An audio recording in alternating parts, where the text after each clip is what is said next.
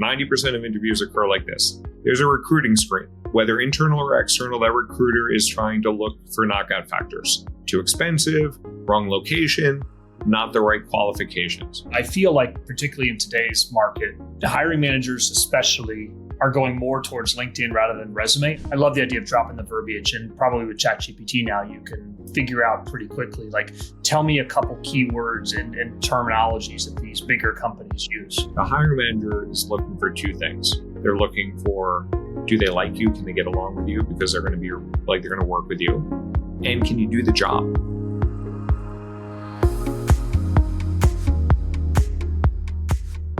Welcome to How I Hire, the podcast where we talk with senior go-to-market leaders about how they find, vet, attract, and grow new talent. Today, I'm lucky enough to be joined by Alan Stein. Alan, he's got two things in his background that are really intriguing. One, he's a post-sales/CS leader at Salesforce, Tableau, and Facebook. And then Alan, like me, also is really passionate about helping people hire, interview, evaluate, and then get hired as well. So we formed this just great friendship. Alan's actually got his t-shirt on showing that he's at Kadima Careers, which we're big fans of as well too. Whisper does a lot of the data and the connections to find the jobs. Kadima does a ton of the not the consulting, but the coaching around that as well too. Alan's here to talk about how he hired when he was a hirer, plus share some of the best practices he's got from Kadima. So Alan, welcome. Great to have you. Thanks a lot, Andy. I really appreciate it. And it's been great getting to know you and the Whispered product. Amazing. I am so excited to dive in. I think we're going to have a very a different type of podcast in so many ways, but I love that you come from the corporate world and understand that. Maybe like step back and really let's just talk about like how would you figure out what roles you needed? Like, it's like before roles get posted, executives have to talk about them within companies. They have to agree like, hey, we're going to hire this. But I'd love to kind of hear like, how do roles get designed? How did you design roles? That's a great question. There are two types of different roles that I've managed for, especially in the last 10 or 15 years of my career before I started Kadima. There are evergreen roles. So I had escalation account managers, and I knew how many people I needed to manage escalations. So there was like calculations, operational calculations. So if one person left the team, we'd have to hire someone for the team. Or if we anticipated lots of escalations, we'd have to hire more. Then the other one, I led a lot of strategic teams, program management and strategic teams of how to build and scale the operations. So those, I often had the idea of what we were going to do in terms of building and scaling the operations. So I had an idea of what I was thinking about. I would actually, later in my career as a senior leader, I have a pretty good network of individuals. So usually I would think about in my mind who could potentially be in that role. And sometimes I would proactively reach out and sometimes design a role with somebody in mind. But more often than not, I don't have that privilege, but I do have a role that I'm starting to talk to people about internally and maybe externally, depending on how confidential the role is, and starting to get some early leads before I even post the role. Because I don't like posting roles and then praying for good quality talent to happen to find the role. I would rather think about how I find that individual myself. I love that. We've started to see that is a lot of the ways companies will use us, right? Before they're ready to hire a recruiter, before they've even posted it, they want to kind of calibrate the role by seeing great quality people. And sometimes those short circuit the roles. And other times they say, no, great, now I'm willing to formalize it. We get a lot of calls from companies saying, I've still got somebody in seat. I need to start seeing candidates right away, but like my recruiting team's not geared up. The role isn't posted. And so we love a lot of those. I do think those are opportunities for people to create their own roles. Have you ever seen, you talked a little bit about that, of designing a role around somebody or meeting a candidate and creating a role around them? I've done that as an interview candidate. Have you done that as a hiring manager and created roles for people? 100%. I've done it on both sides. I've been asked to do that for people when I went from Mandela to Facebook as a director there. The role was pretty formulated, but the person who was recruiting me over there, who I knew previously, he actually gave me the role and said, hey, how would you enhance this? And where else could you contribute here in this role? So I've been on that side as well. And then when I have someone in mind, for the role, I'll reach out to them first and bounce it off of them. And then often they'll come up with some other ideas of how they could impact the role in different ways. So in a situation with this woman, Bear, that I was recruiting from Facebook to Salesforce, she was coming in and we needed someone to manage our escalation process, but she also thought that she could identify escalations ahead of time. So to kind of develop the telemetry and insight ahead of time. So she created, like, we added that to the job description, that not only solve the escalations, but to head them off in the first place. So I've done that in a handful of times, especially when I have someone in mind or the sort of someone in mind. I don't always land the person because it has to be the right time and the right place for that individual too. But they'll often give me some insight into what I should be looking for in the role. I like that. That's an interesting kind of sidelight that we could go through, which is sometimes people are a little overqualified for roles, right? And I've done that before where I've showed up and I've had extra skills and they've been like, great, we'll just add that other division to it as well. I'm curious how you advise people that are maybe slightly overqualified for a role. We were looking at somebody in Whisper the other day where they had like, hey, I'm in the 300 to 400 range, but I'm seeing this one at 225 with a really interesting company. Can people up level roles in your mind, Alan? How do you think about that? No doubt. I've seen it done on my side. I've seen it done for candidates. And because of that, because you can, when you go into an interview, someone just sees you on paper or on your LinkedIn profile. Then you actually meet with them. You interact with them. You interact with a whole bunch of different people on that team.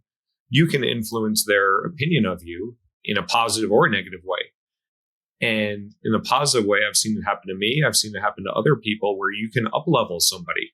Depends on the company, depends on the flexibility, depends on a lot of criteria. But because as a candidate, you often don't know all the dynamics and all the flexibility on the inside. I always tell candidates, take the interview all the way through. Never back out of the interview unless there is some showstopper. And too low of a level, not a showstopper. Money, not a showstopper until the offer is made, because I've seen flexibility on titles, flexibility on money, flexibility on scope applied in both directions. So, like, I've seen some people they like the person and they're like, hey, this role is too big for you. We might hire two people here. Would you consider carving out this carving out this piece for you? So that's not the ideal situation, but it works sometimes, and actually works better if the company identifies that we can put you in this spot and you can have a bigger impact in that role. Are there any times when you advise people not to take the role? I mean, I generally am on the same boat. I think one thing, it burns a lot of time with all these case studies and research projects, and so people have a limited capacity.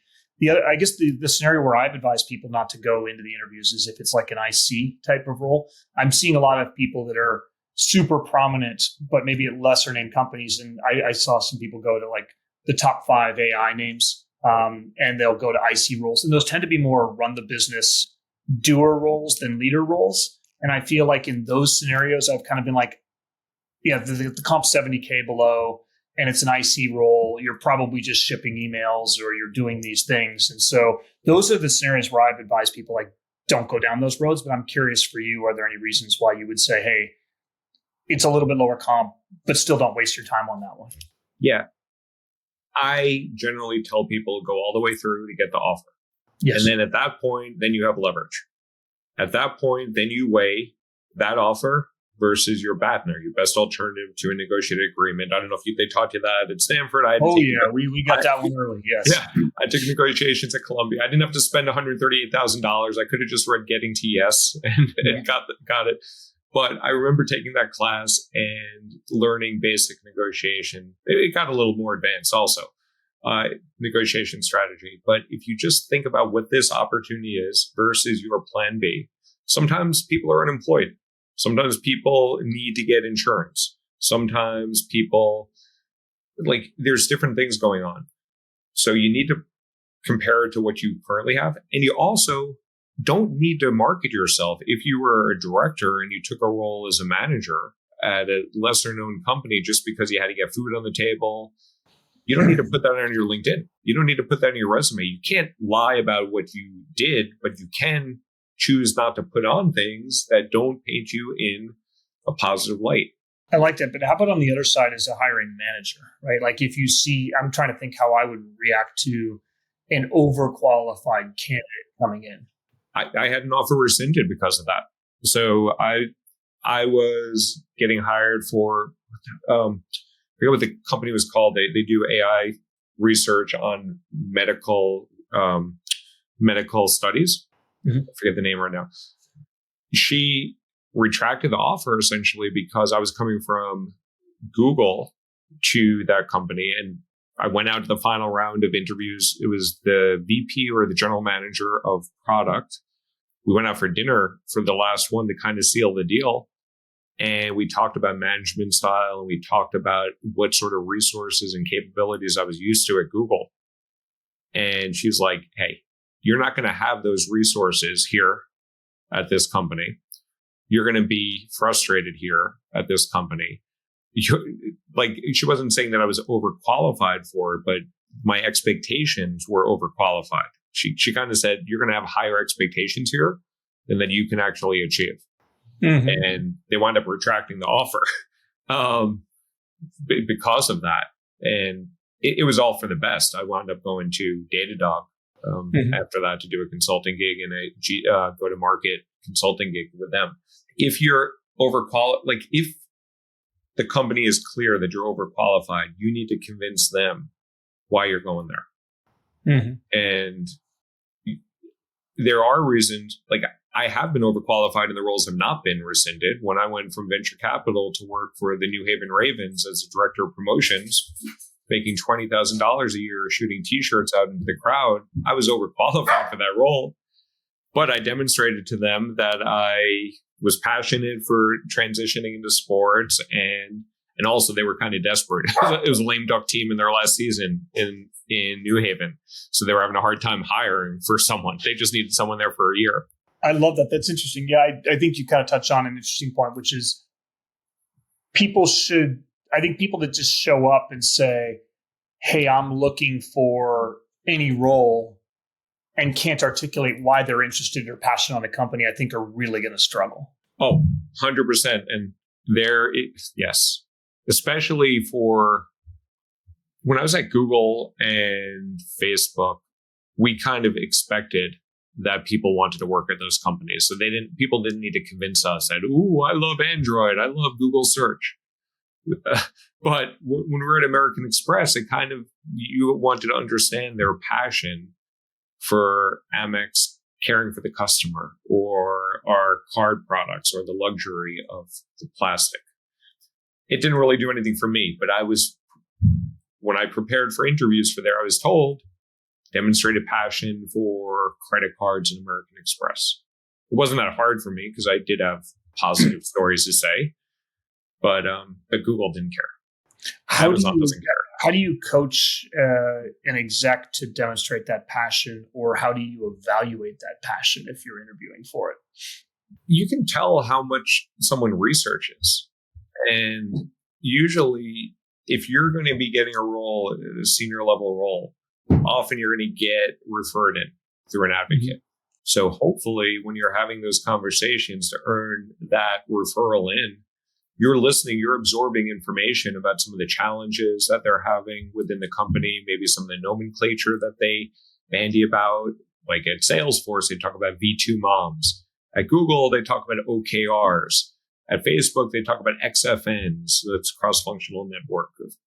Different companies have different parlance, which is all Greek to most people. But if you can come into the interview using some of that terminology, like you don't need to beat them over the head, but if you demonstrate that you've done some research and you've spoken to someone on the team and you've heard some challenges, not to say that you know the answer, but that you've done some digging and research. And if it's a smaller company, by all means, definitely look at Crunchbase, definitely look at Glassdoor, definitely look at their website for their values, the press releases that they put up there. And then that will probably give you enough insight to stand out from 90% of candidates, maybe Cool. 95%. I love it. Yeah, that is true. It reminds me of when I was applying, or when people apply to college. You're like, don't just send a generic one, customize it. Go figure out like the name of the class that you might want to take. And it's the same basic concept here. Is I love the idea of dropping the verbiage, and probably with ChatGPT now you can figure out pretty quickly. Like, tell me a couple keywords and terminologies that these bigger companies use. You can, that, like, I'm all for ChatGPT. That's one corner I wouldn't cut, because I think actually learning and getting that insight from your conversations will be immeasurably helpful. But yes, you could. I'm sure ChatGPT could do it like a better job than 90% of people. I love that. I think one of the best ways I see for people to kind of like learn about the parlance and behind the scenes is to network in through the back door to anybody, right? Like, I've done a ton of, I really love that company. It's on my target list. I don't care if I'm talking to a junior SDR. I'm going to learn a ton. I had one where I was like, this company I hear in my network is breaking out. So I went and talked to two SDRs, and I'm like, yes, they've just done a deal with Facebook. No, not with Facebook, with Snowflake. They're growing at rapid rates. Here's 5 or 6 things. Here's what you know. And you learn so much by taking those calls. So I'm a huge fan of doing those beforehand. Yeah. Yes. That is amazing. Well, let me see here. We were talking a little bit, Alan, before the podcast started, on like how people can stand out to you, both tactics you coach your execs on, and then also like as an executive hiring, what you saw and how people could stand out. Yeah. So let me share quickly how interviews occur. 90% of interviews occur like this. There's a recruiting screen. Whether internal or external, that recruiter is trying to look for knockout factors. Too expensive, wrong location, not the right qualifications. So people need to be prepared for that. And ideally be prepared for that role that you're interviewing for, not to get knocked out there. Yep. When you get to the hiring manager screen, the hiring manager is looking for 2 things. They're looking for, do they like you? Can they get along with you? Because they're going to work with you. And can you do the job? Mm-hmm. So going into that, people that are not knowledgeable about what the job entails, and you should get that from the job description, although the job description usually often sucks. And there's lots of reasons why that is the case. Yeah. You can also get some of that information from that recruiter screen. Mm-hmm. If you've got, so do preparation of understanding what that hiring manager is looking for. They might be looking for some complementary aspects. Maybe they're very analytical and you're very creative, or maybe they have 4 people on the team that are internal and they're looking for external. Then you get to the loops. And at the loops, there are really 4 different phases of every conversation during the loops. There's rapport building. So go into that interview, build rapport. You don't need to kiss their tushes, but first impressions matter. Mm-hmm. Secondly, tell me about yourself. This is where I see a lot of people stumble. And the most common interview question is, tell me about yourself, or what brought you here today, or walk me through your resume. And people make the mistake thinking that the interviewer actually read your resume. And very rarely will they have done that, which is embarrassing, but that's often the case. So, but you need to tell them about yourself in 60 to 120 seconds. If you're a senior leader, it can go on to like 3 minutes. Mm-hmm. And be succinct and make sure that they understand why this job and why this company. Yep. Third, the third and part that's part of the tell me about yourself answer. Is that right? Yeah. The tell me about yourself, like I break the tell me about yourself into 4 different parts. Well, the first part is usually chronological. Like give them a story of what brought you here today. Then how do your skills that you choose to highlight there align well with this role? And what excites you about the company? And ideally something authentic or personal would be helpful.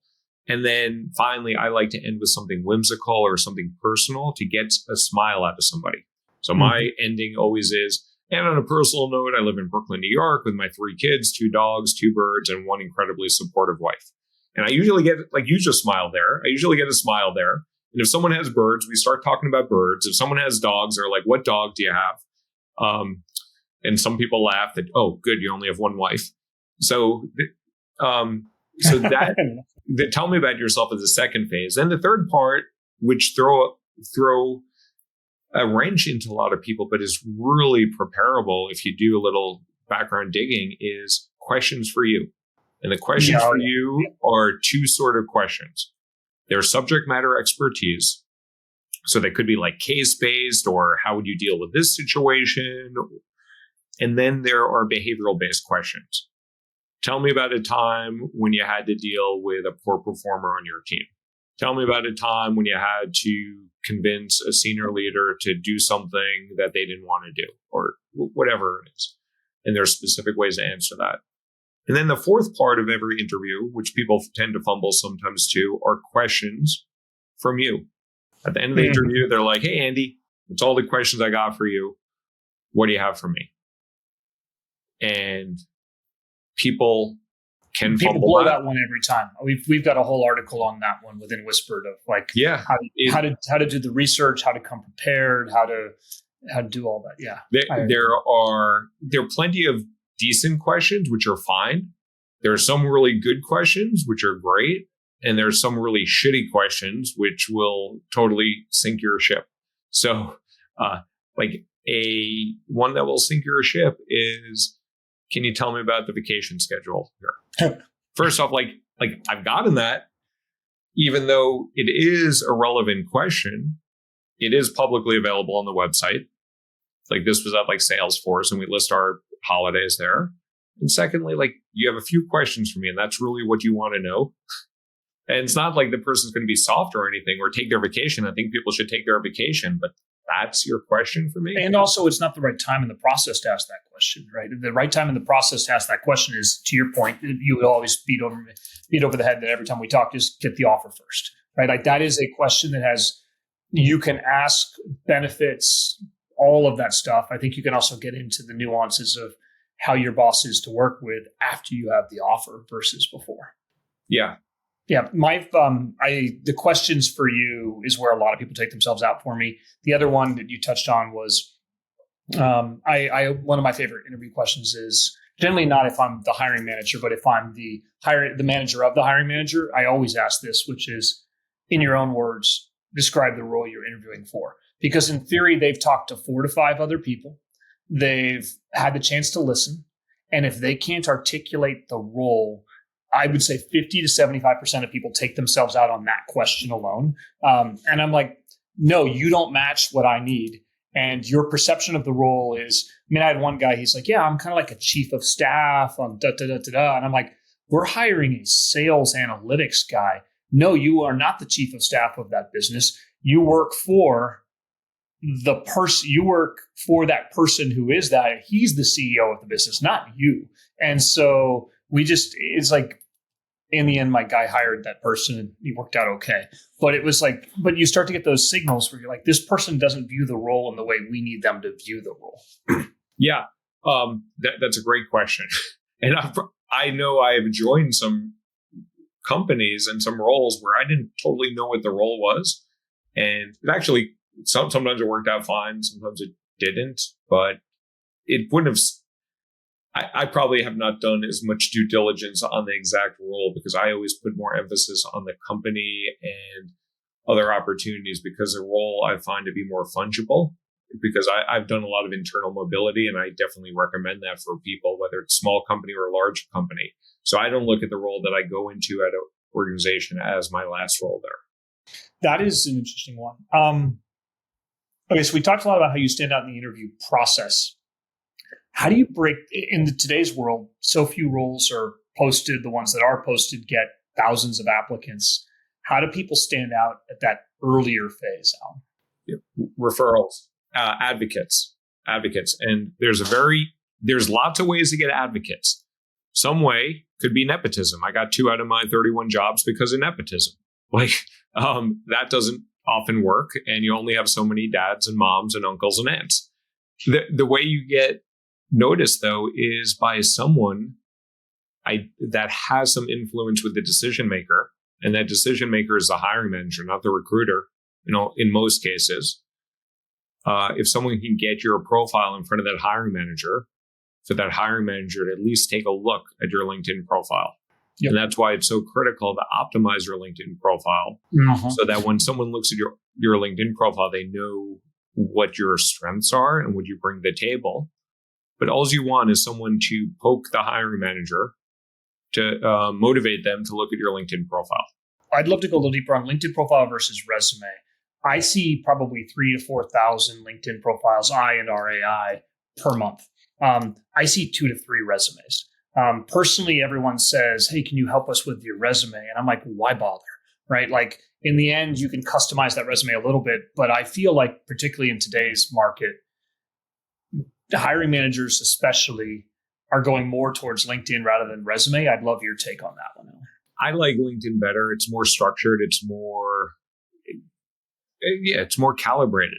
Resumes, everybody has a different style. We have our template. People can go to our website and grab our free template that we give people. It's not unique to ours. I took it from my business school, which is probably the same template that you had from Stanford that I got from Columbia. It's the same shit. I've evolved it because I'm now the senior leader, so there's a little bit more difference there. But essentially, I find LinkedIn more effective because LinkedIn will put things in a chronological order, which, by the way, every resume should be, but some are not. And LinkedIn makes it very clear where your experience is and where your education is. Whereas resumes, sometimes people will put it on top, sometimes people won't put it there. LinkedIn is just more structured. On LinkedIn, though, you don't want to put too much noise. You want to make sure your signal can get through from the noise. So on your resume is a good opportunity to put more lengthy bullets and impact that you deliver. On your LinkedIn profile, it's kind of like a landing page. You just want somebody to click through that and see more. And see more could be either a conversation, or they might ask the recruiter to have you apply, or they might ask you then for your resume to see more in-depth detail. But LinkedIn is what catches attention in most businesses, not every industry, but like my wife's a doctor. It's less utilized in the medical field than some others, although my wife has a decent profile, but she's it's not utilized as much in that field as go-to-market in software sales.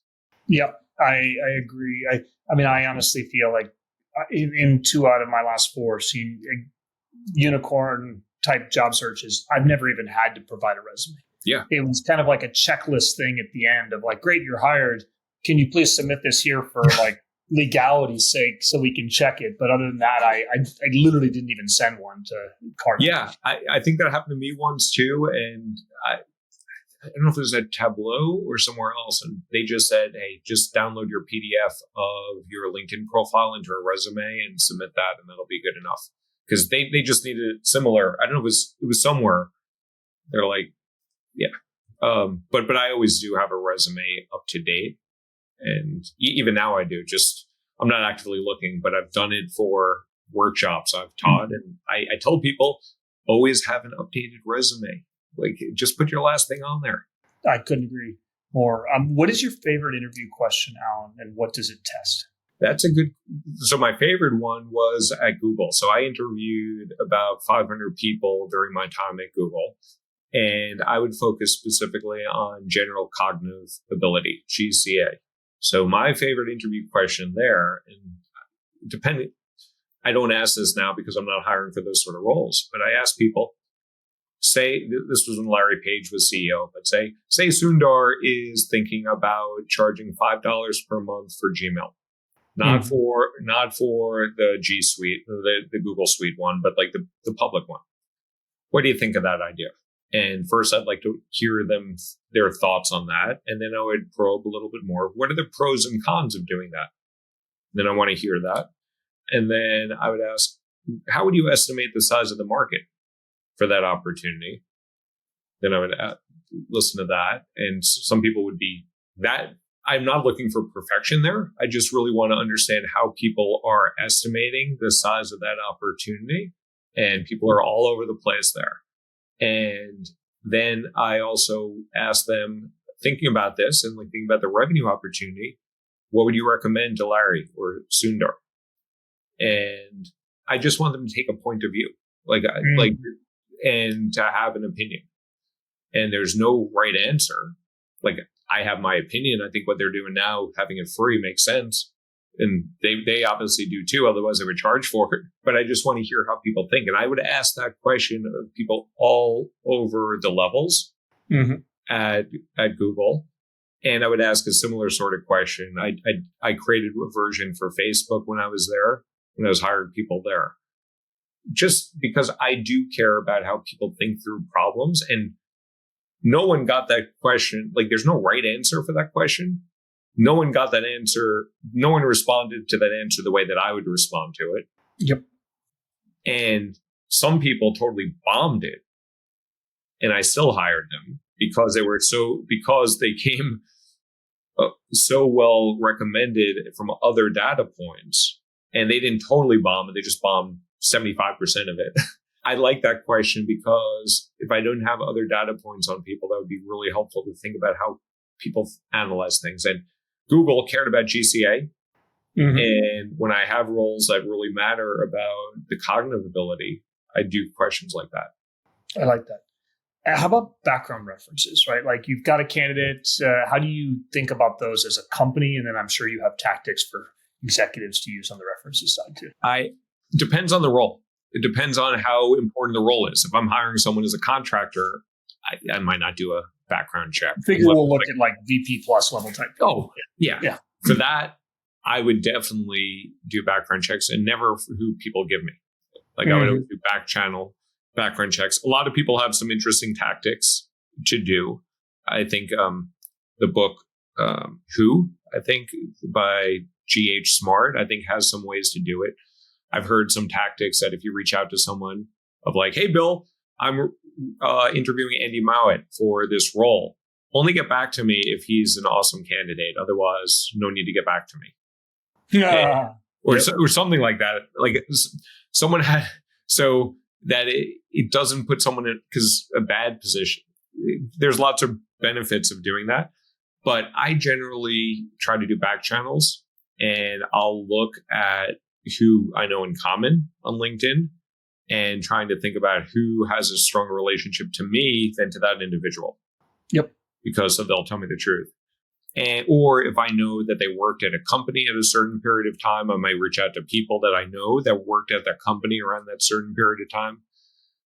And frankly, it would be pretty, at the size of company that we are, it'd be pretty odd for me to hire someone totally cold without coming referred in or me actively recruiting myself. Makes tons of sense. Yeah, I like those. That's interesting about we definitely all know hey, let's hop on the phone and talk about the person instead. I've actually been using now when people ask me for references, I just use the LinkedIn voice notes because I can save myself the time and I can be really candid and direct because they can't be screenshot. They can't be downloaded. And so I absolutely love those as like secure. Oh, interesting. Interesting. Yeah. I've had 4 or 5 in the last month where someone's been like, hey, what do you think of this person? And I'm like, you could do hey, let's hop on, but you're like, let's just save the time and I'll send you a voice note instead. Yeah. So that's at least one hacky way I use to not do as many. Yeah, I know you like those voice notes. I don't like those voice notes, but I know a lot of people do. I love sending them. I don't love listening to them. I know. So that's why I don't like them. I was like, respect my time. Not to you, but I was like, I don't have to listen to this shit. But I can understand there on a back. I don't even know if I would. That's an interesting use case of it. It saves me a half-hour call. I don't get asked that often. Well, when I do get asked, people know I'm very direct. So I'll usually just tell people very quick text of like, definitely hire them, or I wouldn't touch them with a 10-foot pole. I would agree. I've never worried about the legality of it. I always tell them what I really think. Yeah, I might not do the second one in text. The second one, I might actually call them up. Well, let's see. We're kind of maybe 1 or 2 more questions. Maybe talk about your best hire and how did you know that person was going to be a great hire? Yeah. So my best hire of all time, her name is Rachel. She actually changed her name because she got married during the time that I knew her. The way I wound up with her is through a reorg. I moved over. Oh, no. Yeah. No, this is how I wound up with her. I got a job internally at Google and she got reorged under that team. So I came under that team. I just got luck of the draw of having this woman, Rachel, on my team. And she, like, when I joined a team, I started to meet with the people. I started to ask questions. And she was the only one who actually gave me straight shooting talk. She had just joined the team, but she had researched the team a lot before coming there because she was thoughtful about what team she was going to. She gave me a lot of good insight on some of the personalities on the team and what was going on there. So she immediately endeared trust with me. And she was just always such an amazing, she's still an amazing person who got shit done. So after that role at Google, then I recruited her to another, I went from the ad side to GCP. I brought her over there to GCP. Then I got fired from Google. That's a whole nother story. I went over to a couple of startups, then Facebook. I was talking about bringing her over there, but then I got fired from Facebook. So I went to Tableau. I brought her over to Tableau, and she joined Tableau in a totally different role, but it wasn't rocket science. She could figure it out. And then she worked for me at Tableau, and then I moved over to Salesforce. She came over there, and I've tried to recruit her for Kadima, but she's very happy now. Now she's actually a contractor at Google. She prefers to be a contractor than a full-time employee at Google, even though she's totally Google worthy. She was there before. She just wants to check out at 5:00 and not deal with all the meetings and the offsites. And she's like, I just want to get paid well. And she doesn't need her benefits because her husband's in the military. That's amazing. But she's awesome. I would hire her again. I think I had her on like 4 or 5 teams. Even though that's an interesting one of like the work-life balance. Like I've had those people. I remember we hired somebody on a person reported to me, and I took them out to coffee. I was like, cool. Why are you excited to work here? And they said, well, this 9 to 5, like I just get to walk out the door and I don't have to think about work again. I'm like, oh crap. Like we're a startup. How do we hire this person? And so but what you described there is she's really good, but like, how do you balance the work-life balance side of things with needing people that are, I guess maybe I'm asking is the 996 culture a little bit. So she got shit done.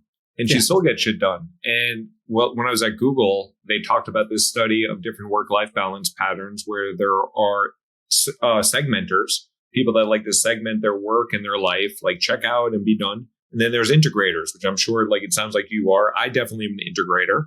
Like today, in between meetings, I went for a haircut. Like some people want to like go to the barbershop on the weekend, like after work or something. I just did that midday. Mm-hmm. I integrate my work and my personal life.